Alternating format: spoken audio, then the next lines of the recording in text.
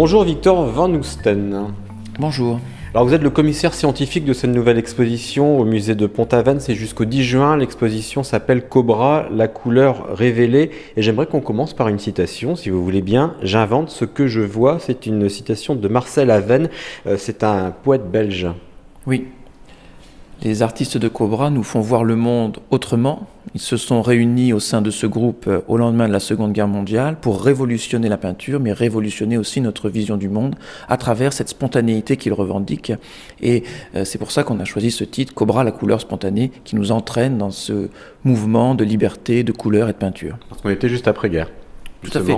Après les difficultés de la guerre, l'occupation, la résistance qui a animé ces artistes, eh bien, la liberté recouvrée leur offre de nouvelles possibilités. Ce contexte de libération, la musique jazz qui envahit les rues de Paris et les capitales européennes devient vraiment le tremplin vers cette nouvelle expression et cette nouvelle peinture. Que signifie Cobra ? Cobra, c'est un groupe d'artistes et de poètes, et ils choisissent ce nom Cobra parce que Cobra est l'acronyme des initiales des capitales de Copenhague, Bruxelles et Amsterdam. Et en fait, les 6 membres fondateurs de Cobra étaient originaires du Danemark, de la Belgique et des Pays-Bas. Est-ce qu'on peut dire en quelques mots comment se présente cette exposition ? Il y a une mise en scène particulière aussi, c'est une explosion de couleurs forcément. L'exposition réunit une centaine d'œuvres Cobra, depuis les années historiques de Cobra, 1948-1951, mais on va bien au-delà de cette date, puisqu'il y a des œuvres des années 50, 60, 70. La plus récente date de 1992. Et surtout, c'est une chance exceptionnelle d'avoir ce panorama de l'art de Cobra, qui nous permet d'apprécier la spécificité de chacun des artistes. Il y a plus de 30 artistes et poètes réunis dans l'exposition, selon un parcours qui présente d'abord les artistes danois, puis les artistes néerlandais, les artistes belges, et ensuite l'art de l'après-Cobra, en insistant aussi, parce qu'on est en France, à Pont-Aven, sur la dimension internationale de Cobra, avec les artistes français, anglais, américains, islandais, qui ont fait partie de ce groupe Cobra, qui se revendiquait d'être une internationale des artistes expérimentaux. Victor Van Oesten, vous avez parlé des peintres, vous avez parlé des poètes, il y a aussi des sculpteurs dans le groupe Cobra.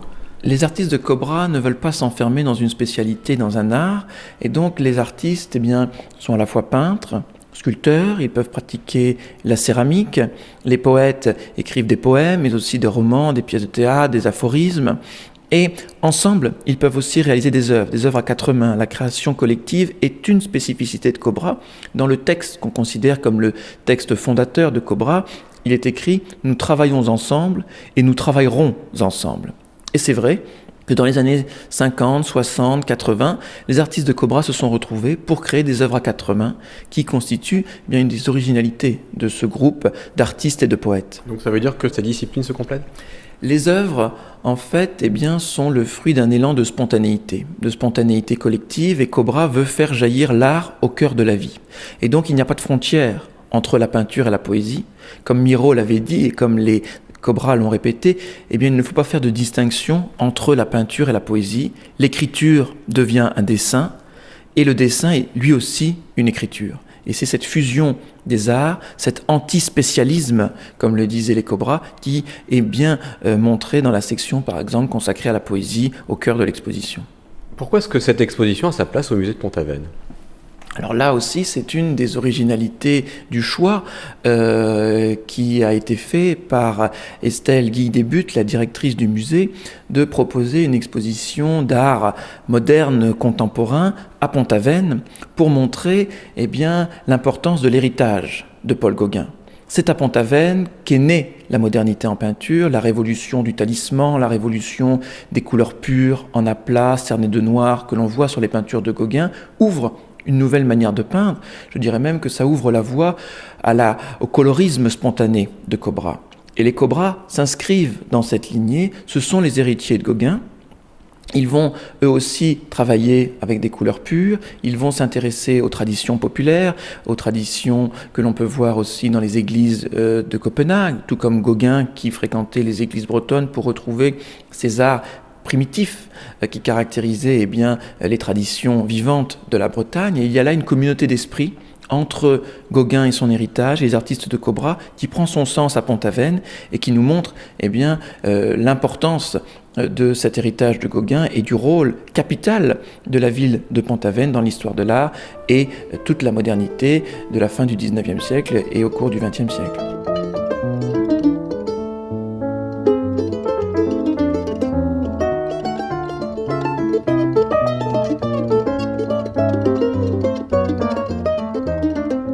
Nous continuons sur RCF Finistère à découvrir cette exposition consacrée au groupe Cobra. C'est au musée de Pont-Aven. Nous sommes avec Victor Van Oesten. On est devant plusieurs œuvres ici. J'aimerais qu'on les décrive au micro et qu'on explique justement l'inspiration des artistes du groupe Cobra.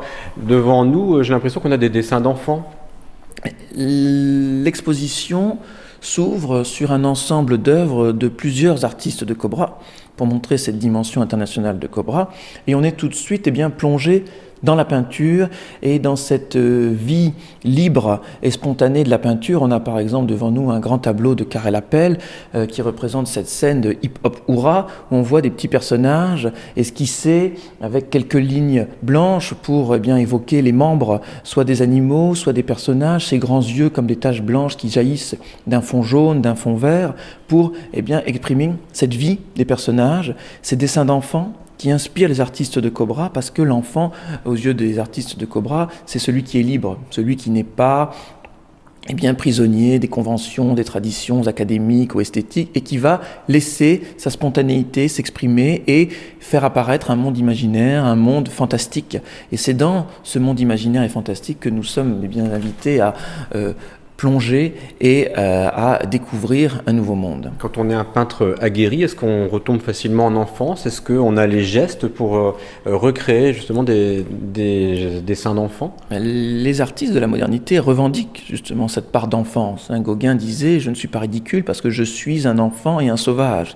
Et cette enfance, c'est l'enfance de l'art, d'où la référence aux arts primitifs, aux arts préhistoriques, aux arts médiévaux, aux arts des fous aussi, qui a une influence très importante pour les artistes de Cobra et les artistes de la modernité. C'est cette liberté qu'il faut cultiver et qu'il faut pratiquer en réinventant les formes, en réinventant le rapport à la couleur et à la peinture. Et les matériaux aussi, on peint avec un petit peu de tout finalement. On a derrière nous un chat, alors qui a été là aussi, vous parliez de réinventer les formes, on est en plein dedans, Victor Van Oesten. Oui, tout à fait, c'est un grand chat, là aussi de Karel Appel, qui est peint en aplats, des grands aplats de couleurs, un jaune très fort, un vert, un rouge, qui se détache sur un fond noir bleuté absolument magnifique. C'est la nuit des ténèbres de la guerre qui fait apparaître ce chat qui nous regarde, mais c'est un chat effrayé. C'est un chat menacé et c'est aussi cette angoisse de l'après-guerre, la difficulté de la vie qu'il faut reprendre après le désastre, la prise de conscience des grands drames de la Seconde Guerre mondiale, et en même temps la joie des couleurs, c'est l'expression de cette liberté recouvrée, de la libération qui ouvre de nouvelles voies et qui rend la vie de nouveau possible. Alors on parlait des sculptures tout à l'heure, il y en a plusieurs ici qui représentent un serpent, une femme et un lutin. Et là, en effet, sur ce socle, on a réuni des sculptures du Danois Henri Erup, qui est un artiste qui travaille le granit. Et il considère que le granit est une matière vivante, que la pierre habite un petit personnage qu'il faut révéler avec quelques éléments, soit des coups de ciseaux, soit ici, par exemple, une tache de peinture pour évoquer un œil ou la bouche du serpent. Et c'est cette vie intérieure de la matière qui est révélée par l'artiste lorsqu'il travaille la pierre, ici le granit bleu ou le granit rose.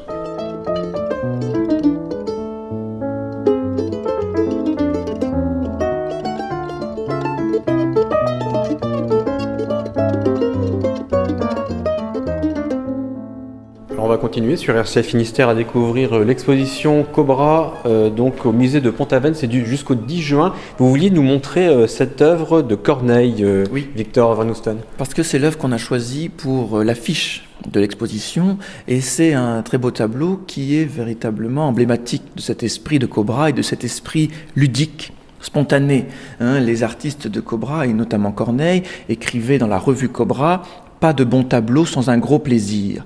Et ce tableau, qui est celui de l'affiche, représente un montagnard comme un personnage en fait en fil de fer. Vous voyez, il y a quelques lignes très fluides où on voit ce mouvement des bras qui sont ceux des bâtons de ski qui lui permettent d'avancer. À l'arrière-plan, il y a une ligne brisée qui évoque la montagne qui se dégage sur un grand fond jaune, là aussi très expressif, tout en aplat, qui rappelle le rapport des formes du Christ jaune de Gauguin également, et qui crée ce paysage qui fait référence au réel, mais qui est réinventé par des lignes extrêmement simples, une ligne noire comme ça, qui parcourt le tableau, qui est aussi la ligne de Miro. Les artistes de Cobra aiment beaucoup Miro et s'inspirent de cette fluidité des lignes et du graphisme des peintures de Miro, et c'est pour la force de cette œuvre qu'on a choisi Corneille pour illustrer l'affiche. Corneille, qui est venu en 1950 à Pont-Aven parce qu'il aimait beaucoup la peinture de Gauguin et qu'il considère Gauguin comme un modèle de peinture et un modèle de vie. Donc c'est à ce titre que ce tableau est présenté et qu'il constitue une œuvre majeure de l'exposition. Vous avez parlé de la revue Cobra. Est-ce qu'on peut en dire quelques mots? À qui s'adressait-elle? Alors, les artistes de Cobra ont publié entre 1948 et 1951 10 numéros de la revue qui porte le nom du groupe, la revue Cobra. C'était dans cette revue qu'ils pouvaient défendre leurs idées, leur conception de la peinture, reproduire certaines de leurs œuvres, publier des poèmes, des textes théoriques, des textes poétiques, mais cette revue est restée confidentielle. Il y avait très peu de lecteurs, bien évidemment. C'était encore un mouvement peu connu ou qui faisait scandale à l'époque. Mais aujourd'hui, c'est à partir de ces documents d'archives que l'on peut reconstituer l'histoire de Cobra, reconstituer la liste des membres qui ont fait partie de Cobra et qui ont partagé cette vision du monde et de la peinture, et qui constituent des documents extrêmement précieux pour l'histoire de l'art et la connaissance de cette période historique et artistique. Alors on a devant nous une autre œuvre signée Henri Héroupe. Est-ce que je prononce bien? Oui, Henri Héroupe, qui est en fait un des plus anciens des membres danois de Cobra, qui dès la Seconde Guerre mondiale commence à travailler de manière spontanée, avec des couleurs très fortes, en faisant référence aux arts des églises médiévales des alentours de Copenhague. Ils font référence aussi aux arts africains, aux dessins d'enfants. C'est une peinture qui veut retrouver cette liberté des arts populaires. Et ce grand tableau d'Héroupe est très intéressant parce qu'il présente un personnage, le Bacille Brun, qui a un visage qui ressemble à un masque africain, d'où cette influence des arts primitifs, mais surtout ce personnage qui a ses bras stylisés et ondulés tient dans une des mains une grande massue sur laquelle a été peinte une croix gammée en référence à la guerre, parce que cette peinture expressive était à l'époque l'expression de la résistance des artistes contre la guerre et l'occupation nazie en Europe. Et ce tableau me plaît particulièrement parce que le Bacille Brun, c'est la référence aussi à la tuberculose qui faisait des ravages à l'époque. Et quand on sait que Asger-Jorn et Christian d'Autremont, qui seront les deux leaders, les deux meneurs du groupe Cobra, seront tous les deux hospitalisés au Danemark en 1951 pour être soignés de la tuberculose, il y a quelque chose de prémonitoire dans ce tableau et qui rajoute à la force des formes et de la couleur de la peinture. Vous avez évoqué, Victor Van Oesten, la résistance, donc il ne faut pas se laisser influencer par ce qu'on a vu au début, les dessins d'enfants par exemple. C'est bien plus fort que ça le mouvement Cobra, ou plutôt le groupe Cobra. Oui, le groupe Cobra, c'est un acte de résistance face aux conventions du monde, face à la barbarie. Ils vont s'inspirer des arts dits barbares, mais parce qu'il faut révéler cette part primitive qui est en nous. Il faut s'exprimer librement. Et c'est ce jaillissement de liberté intérieure qui caractérise Cobra, qui fait sa force aujourd'hui, qui fait sa jeunesse aujourd'hui, sa fraîcheur. Des visiteurs nous disent qu'il y a vraiment un sentiment de fraîcheur, de spontanéité, de joie qui se dégage de l'exposition. Et je crois que c'est ce qui fait l'intérêt de Cobra et qui justifie que 50 ans, 60 ans après, ces œuvres n'ont rien perdu de leur force et de leur importance historique et aussi artistique.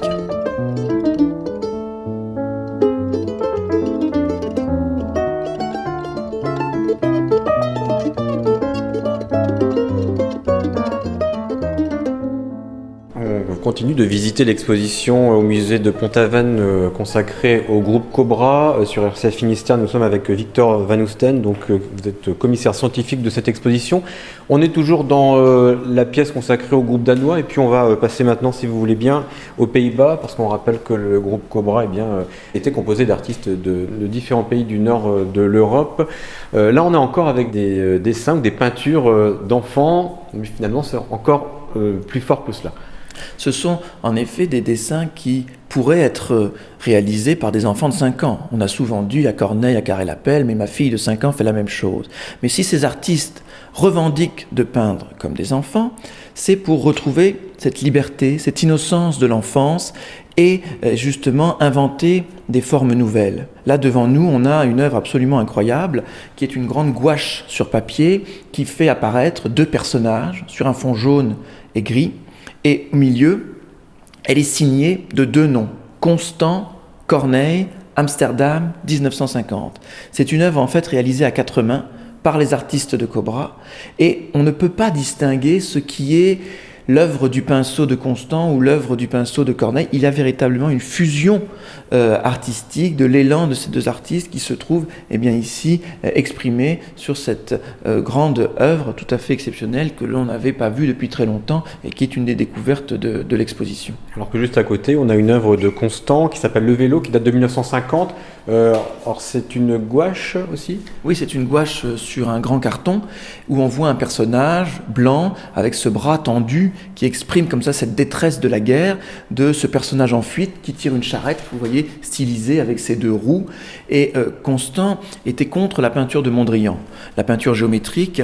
Ils veulent au contraire que la peinture soit une expression intérieure, et il disait la peinture ce n'est pas une construction de lignes ou de couleurs, c'est un animal, une nuit, un cri, un homme, et tout cela à la fois. Et c'est véritablement ce cri de détresse que l'on voit se répandre sur la toile avec cette main tendue et ce corps comme ça qui s'avance et qui court vers la gauche. C'est le contexte en fait du lendemain de la guerre, et notamment de la guerre de Corée, qui menaçait le monde de basculer dans une nouvelle guerre atomique entre 1950 et 1951, et Constant était très sensible à cette question et à ce danger qui planait sur le monde à l'époque. C'est ce qu'il exprime dans cette œuvre placée ici dans l'exposition à Pont-Aven. Et là, on est dans une autre scène complètement différente, où vraiment c'est le côté brut qui s'exprime, le côté brut de l'artiste, Karel Appel.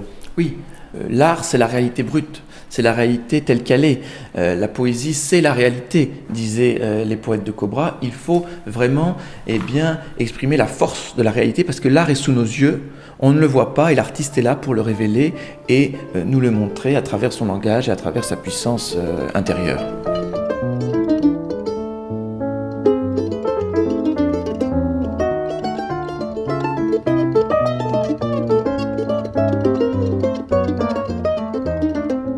On continue et on va bientôt terminer d'ailleurs sur RCF Finistère la visite de l'exposition Cobra au musée de Pont-Aven jusqu'au 10 juin. Où est-ce que vous nous emmenez maintenant pour découvrir cette exposition, la faire aussi aimer aux auditeurs, parce qu'il y a beaucoup de choses à voir. Victor, je vous propose qu'on passe dans le deuxième grand espace de l'exposition qui est consacré aux artistes de Cobra, mais surtout aux œuvres de l'après-Cobra. Parce que la force de l'exposition, c'est de présenter aussi l'évolution de ces artistes au cours des années 50, 60, 70, 80, et de voir que l'esprit de Cobra perdure, cette spontanéité, cette expérimentation, ils ne vont cesser de la mener à travers de nouveaux moyens. Ils ont là la possibilité de travailler sur des très grands formats. Vous avez au fond du mur de cette deuxième salle une toile très grande de plus de 3 mètres de long de Pierre Alechinsky, un grand mur d'oiseaux où les formes de couleurs, les blancs, les roses, les noirs viennent grouiller de leur matière et de leur vie pour faire apparaître ce mur d'oiseaux selon le titre, mais que chacun peut interpréter à sa manière. Et le parcours se clôt sur un grand mur bleu absolument magnifique sur lequel sont placés plusieurs tableaux d'Asgherian et de Pedersen. C'est un grand océan de couleurs Cobra dans lequel il faut s'aventurer et qui est une des forces de cette exposition où on voit très bien qu'Asger-Jorn continue d'explorer cette liberté de la couleur, cette spontanéité de la couleur en faisant apparaître à travers toutes ces taches et ces aplats de couleurs et de matière des regards, un œil, une bouche, un nez qui donnent cette vie intérieure à la matière qui est caractéristique de l'esprit de Cobra. Alors, j'ai l'impression quand même, Victor Van Oesten, qu'il faut vraiment, vous parliez d'œil, justement, d'œil, de bouche, avoir l'œil pour les voir dans ces œuvres, contrairement à ce qu'on a vu au début finalement. Comment est-ce que le visiteur peut s'y retrouver? Quel est le fil conducteur finalement? En fait, le fil conducteur, c'est qu'il n'y a pas de fil conducteur. Chaque visiteur va voir apparaître quelque chose que son voisin ne verra pas. Moi, c'est la 3e fois que j'accroche cette œuvre dans un musée et je la vois différemment de par la lumière, de par les rapprochements entre les œuvres et il y a toujours quelque chose qui se passe. Comment est-ce que vous la voyez alors ici au musée de Pont-Aven? Donc la victoire de l'erreur par exemple de Asger-Jorn.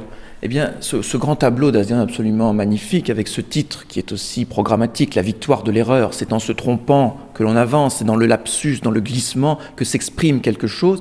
Eh bien, le Asger-Jorn, le Danois et le grand représentant danois de Cobra, nous le montre ici. On voit bien sûr au centre apparaître un visage avec ce nez bleu, cet œil rouge, cette bouche, ces dents rouges qui jaillissent de la bouche. Mais si on regarde ailleurs, là, certaines personnes voient un oiseau, d'autres voient un personnage apparaître. Ici, on peut aussi penser à un animal assis ou couché. Chaque touche, chaque geste de l'artiste réinvente la composition d'ensemble pour faire apparaître un monde qui est offert à l'imagination et à la vie intérieure de chacun qui s'exprime ici. Et c'est à nous de l'interpréter, de le vivre tout simplement et de l'apprécier.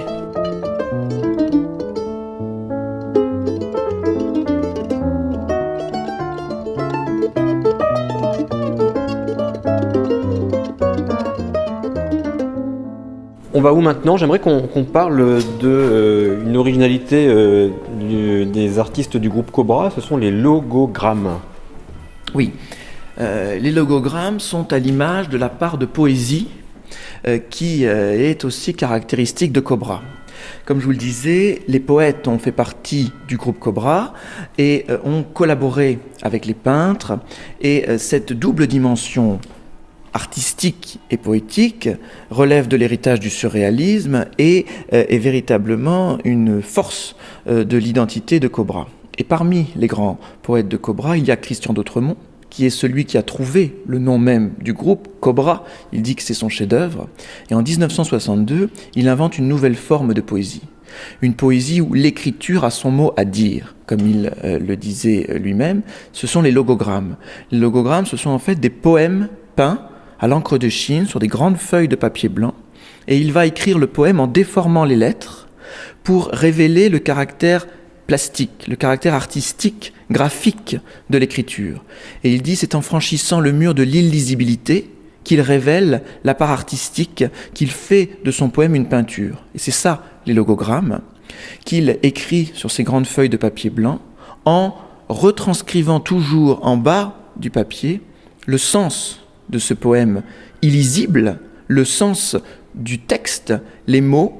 Et nous avons dans l'exposition un logogramme magnifique qui est réalisé à cette période-là, où justement d'Autremont a retranscrit le texte de son poème, pour bien montrer que c'est une poésie qui devient une peinture et qui dépasse ainsi les frontières, les catégories, les genres artistiques. Qu'est-ce qu'il reste aujourd'hui du groupe Cobra? Est-ce que c'est un mouvement qui est toujours apprécié? On imagine que oui en voyant cette exposition. Est-ce que les artistes sont cotés aujourd'hui?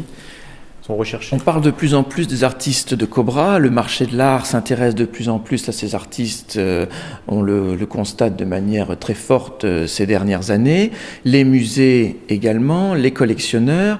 Et ce sont aussi des artistes qui intéressent les jeunes artistes contemporains, qui reviennent à la peinture, qui recherchent à exprimer leur vision du monde à travers cette conception de la peinture. Si vous allez à Landerneau, voir l'exposition La figuration libre qui a lieu encore quelques jours aujourd'hui, des artistes comme Combas par exemple ont revendiqué de s'inscrire dans la lignée de ce cri de couleur de Cobra, de Dubuffet également, et vraiment on voit comment l'enchaînement des générations se succède et le partage de cette vision de la couleur aussi s'accomplit au fil du temps. On vous remercie, Victor Van Oesten, de nous avoir présenté cette exposition, donc Cobra, la couleur spontanée, donc une exposition à voir au musée de Pont-Aven, c'est jusqu'au 10 juin. Et on rappelle que vous en êtes le commissaire scientifique. Merci beaucoup.